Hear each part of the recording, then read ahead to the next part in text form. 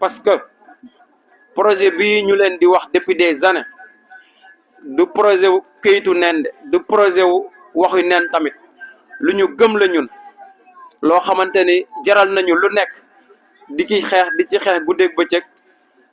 ba ñii ñu rey leen ñii ñu gaañ leen ñii ñu tëj leen ñii ñu sàkkal leen pexe ñii ñu ñàkk seen liggéey ba yàlla may ñu tey ndam kon projet boobu noonu li tax mu jaraloon ñu lool du ay caaxaan kon duñu ñëw fii xeex ko ba yegg si fii di koy caaxaane wala ñu bugg koo bàyyi nekk si leneen ci projet boobu noonu nag daanaka ci ñaari weer lañ nekk ba ñu faloo ba léegi waaye ñun duñu ay workat duñu wax muy dañ